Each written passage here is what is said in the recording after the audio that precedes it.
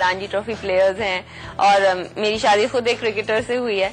My dad used to play cricket, तो हमारे खुद फैमिली में इतना क्रिकेट है।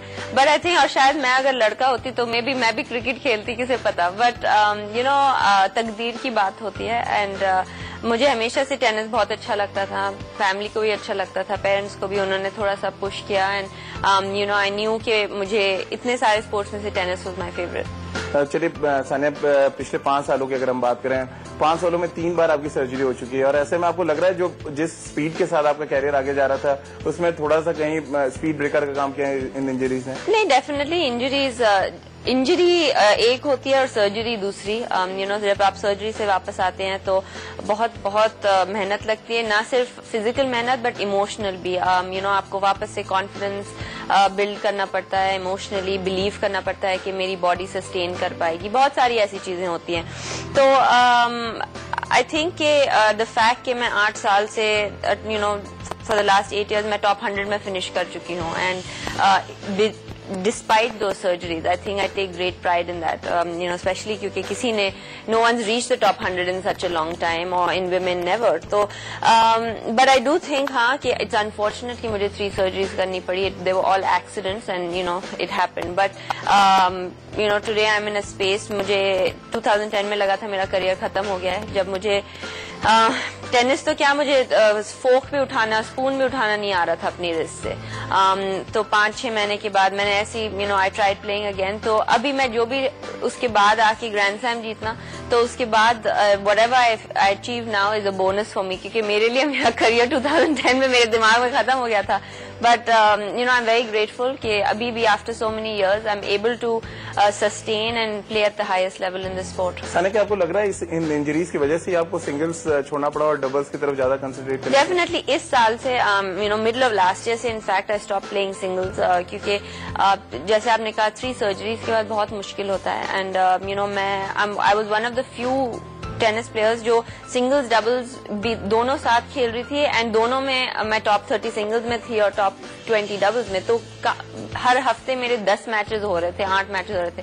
काफी जो लोग होते हैं वो दे प्ले ओनली सिंगल्स और दे प्ले ओनली डबल्स, तो ऑब्वियसली मेरी बॉडी पे ज्यादा प्रेशर पड़ रहा था।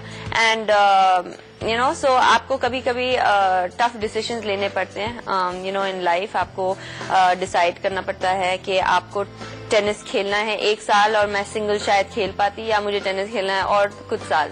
तो for that I had to make a decision, and after winning French Open last year, I was sure कि I can achieve a lot of big things in doubles.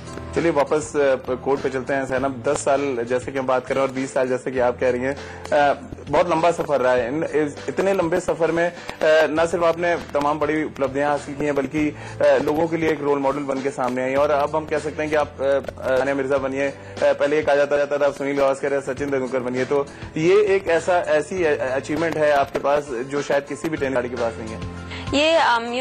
ये लोगों का प्यार है। To be honest, I think कि हर चीज के गुड और बैड होते हैं, हर चीज का प्रो एंड कॉन होता है। आप जब आप सब कॉन्टिनेंट से या इंडिया से आप जब स्टार बनते हैं तो आपको इतना प्यार मिलता है, उसके साथ प्रेशर भी आता है। बट ये लोगों का प्यार होता है कि वो चाहते हैं कि आप जीते हैं। आप लोग, मेरे पास पेरेंट्स आते हैं, मुझे कहते हैं कि मैंने अपनी लड़की का नाम आपके बाद रखा, मैंने उसका नाम सानिया रखा। और ये बहुत बड़ी बात होती है कि आप अपने बच्चे का नाम रख लें क्योंकि आप किसी से इंस्पायर हुए हैं। And these things touch you lot. कभी कभी आपके मन में डाउट्स आते हैं कि मैं क्यों इतना प्रेशर लूं, मैं इतनी मेहनत कर रही हूँ, मैं कितनी भी मेहनत करूं, मुझे आके सब यही कहते हैं अच्छा फिर हार गई, सेमीफाइनल में हार गई, फाइनल में हार गई। लेकिन ये होता है कि जब ऐसी चीजें आपके सामने आती हैं, जब आपको लेटर्स आते हैं, पता नहीं कहाँ से लेटर्स आते हैं घर पे रोज, एंड लोग ये कहते हैं कि अब मैं चाहता हूँ कि मेरा बेटा आप जैसा बने, बेटी टेनिस प्लेयर बने, बहुत प्यार मिलता है। And that's what keeps you moving forward. तो आपने जैसे कहा, ये मेरे पास जो है सॉर्ट ऑफ वेपन है कि और I don't think many athletes या टेनिस प्लेयर्स कैन क्लेम कि इतना प्यार उनको मिला है। कोई ऐसा लम्हा है सानिया जो हमारे दर्शकों को आप बताना चाहें? कोई ऐसा लेटर आया हो या कोई ऐसा फैन आपको मिला हो जो बहुत टच कर गया हो? एक बार एक दो बार इनफैक्ट ऐसा हुआ था, पर एक बार एक लेटर आया था कि एक छोटा सा लड़का था 12 साल का, और उसने लेटर भेजा था कि उसको लास्ट स्टेज का लुकीमिया था एंड उसने कहा कि मेरी मरने से पहले बस यही विश है कि मुझे आपकी एक फोटोग्राफ पे अपने नाम के साथ ऑटोग्राफ चाहिए, और उसने फोटोग्राफ भी भेजी थी। और उस लेटर ने मुझे इतना दिल को मेरे आंसू आ गए थे, क्योंकि आई थिंक कि आप इमेजिन नहीं करते कि आप अगर टेनिस खेलते हो तो या क्रिकेट खेलते हो तो आप कितने लाइव्स को टच कर रहे हैं, आप कितने लाइव्स को, and for you it's just you go out, you play a sport, you work hard, but for them he's fighting his life, and उसके दिमाग में सिर्फ एक चीज आ रही है कि he wants your picture or autograph.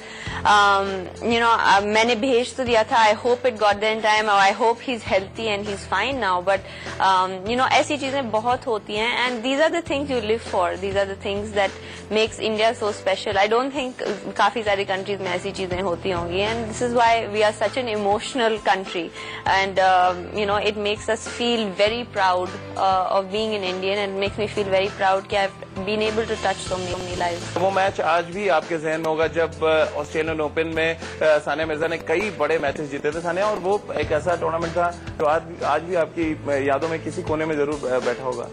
वो आई थिंक सब जो कहते हैं कि हर जगह एक चीज होती है जिससे शुरुआत होती है for big things to come, and I think Australian Open वो ऐसी चीज थी 2005 में जहाँ पे शुरुआत हुई थी ऑफ एवरीथिंग, हर चीज की। मेरी जिंदगी में आज जो हो रहा है एवरीथिंग की शुरुआत इन सम सॉर्ट्स हुई थी, एंड मुझे वाइल्ड कार्ड मिला था ऑस्ट्रेलियन ओपन में क्योंकि मैंने टूर्नामेंट खेला हुआ था, और फाइनल में मैं हारी थी तो उसका वाइल्ड कार्ड मुझे मिला था रन अप। और मुझे याद है मैं इतनी नर्वस थी जब फर्स्ट राउंड था, मेरे पेरेंट्स मेरे साथ नहीं थे, वो हज पे गए हुए थे, और क्योंकि बिल्कुल अनएक्सपेक्टेड था। दुआएं तो हमेशा आती है काम। एंड मुझे याद है फर्स्ट राउंड के टाइम पे मुझे महेश था उधर, और महेश ने मुझे कहा था कि मुझे पता है you are going to be nervous, because if you are not nervous it's not normal, तो it's good that you are nervous. और पहले सेट में मुझे पता नहीं था कि फर्स्ट राउंड में कहाँ वो सेट गया, क्या हुआ, मुझे बॉल नहीं नजर आ रही थी। नर्व्स बहुत बड़ी चीज होती हैं एक स्पोर्ट्समैन के लिए। उसके बाद when I finally settle down, जब मैं मैच जीती, I didn't play great, but having won that match मुझे जो कॉन्फिडेंस मिला है for the rest of my career, to be very honest. अगर शायद मैं वो मैच हार जाती, मेरा शायद कॉन्फिडेंस चूर हो जाता, लेकिन उस मैच ने मुझे जितना कॉन्फिडेंस दिया to go on to win the next round, to play Serena Williams, वहां से to come to Hyderabad, win the tournament in Hyderabad, to go to Dubai, beat Kuznetsova who is number 4 in the world, it was just things, and I think that match was a very big key of my mental state, ये दिखाने के लिए to myself कि मैं कितनी strong हूँ mentally to deal with the situation without my parents, without my family there. Sania, पहली बार ऐसा हुआ था उस टूर्नामेंट के दौरान कि क्रिकेट के अलावा हम लोग को जागना पड़ा था कि सानिया मिर्जा का मैच है, और यहाँ तक कि बॉसेस के फोन आने शुरू होते कि सबको ऑफिस में रहना है। ये एक ऐसा चीज था, अगर हम बात करें इंडियन स्पोर्ट्स में, जो बहुत मायने रखता था, क्योंकि क्रिकेट के अलावा अगर आप किसी चीज के लिए जाग रहे हैं तो वाकई उस स्पोर्ट्स का ग्राफ बहुत तेजी से ऊपर जा रहा है। आपकी भी नींदें कुछ हराम हुई थी, फोन आने शुरू हुए थे उस मैच? मेरा फोन मुझे याद है मेरा फोन नॉन स्टॉप बज रहा था, एंड मुझे ये नहीं पता था कि मेरा नंबर मिला कहाँ से है, किसको। आप लोग को तो खैर नंबर मिल ही जाता है हर जगह से, बट मेरा फोन नॉन स्टॉप बज रहा था। मेरे साथ मेरे मम के फ्रेंड आए हुए थे, उनका फोन भी नॉन स्टॉप बज रहा था, और किसी को पता नहीं था वो मेरे साथ हैं। तो आप इमेजिन कर लें कि आप लोग की पहुंच कहाँ तक है। और मुझे याद है मैं आई हूँ, मेरे पास 75 या 76 मिस कॉल्स थे और मैसेजेस थे, और अजीब अजीब नंबर से मुझे कॉल्स आ रहे थे। मैं तो डर गई, क्योंकि आई थिंक ऐसे आप पहले ओवरवेल्म हो जाते हैं कोई भी ऐसी चीज पहले हो तो। और मुझे याद है जब मैं वापस आई थी मेलबर्न से थर्ड राउंड खेल के, पहली बार ऐसा हुआ था हिस्ट्री में कि woman played a third round, and in a very long time, I think Vijay के बाद I was the next one in so many years. तो इतना एक्साइटमेंट था। तो जब मैं एयरपोर्ट पे आई तो इतने लोग आए हुए थे, and I mean at the beginning आप थोड़े टेकन अबैक हो जाते हैं, because you don't realize. And I think as a tennis player या एज एन एथलीट, आप जाते हैं, खेलते हैं, you feel okay, you are winning, you are playing, you don't win, okay, you'll come back next time, but आप realize नहीं करते कि the magnitude, and मुझे realize नहीं होता the magnitude of what I had achieved at that point. But by the grace of God, little did I know that that was just the beginning.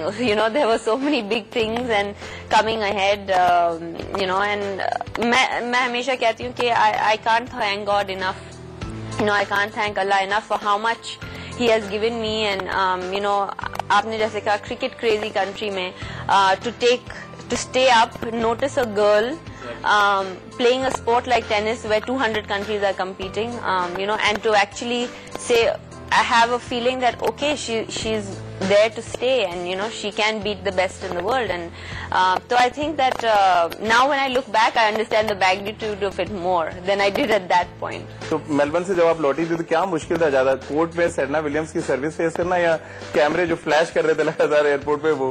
क्या हो जाता है कि आई थिंक हमेशा ऐसे होता है कि यहाँ पे जब कोई भी अचीवमेंट होता है तो उसको बहुत बड़ा प्ले करते हैं, और अगर थोड़ा सा भी फेलियर होता है उसको भी बहुत बड़ा प्ले करते हैं. एंड आई थिंक ये लाइक ऐसे हर चीज में प्रोज एंड कॉन्स होते हैं. तो द पावर ऑफ मीडिया बहुत होता है, आप लोग का प्यार मिलता है, आप लोग दिल्ली से आ जाते हैं इंटरव्यू लेने, लेकिन जब इंसान फेल होता है तो वही जो प्यार होता है, आई अंडरस्टैंड कि it doesn't become hatred, but it becomes criticism, and it's very difficult for athletes to deal with it. So हर चीज यहाँ पे बड़े मैग्नीट्यूड पे होता है, चाहे वो प्यार हो या hatred हो या criticism हो.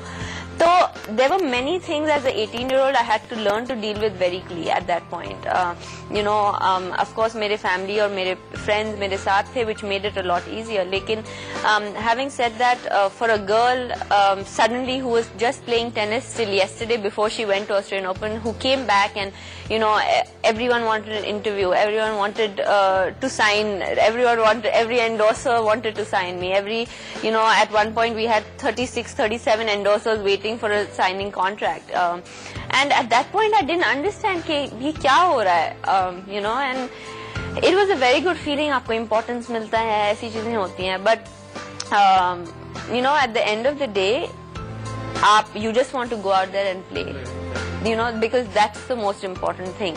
So it was very good, but after a while it got tough to handle, क्योंकि आप प्रैक्टिस करते हैं 4 घंटे 5 घंटे, फिर आप आके आपको शूट करना पड़ता है, वो करना पड़ता है, तो आपको टाइम डिवाइडिंग के लिए आपको सपोर्ट की जरूरत होती है. And I handled it okay, because of by family and friends and my managers at that point. लेकिन it was very tough, to be very honest with you. First 3 months was very, very tough.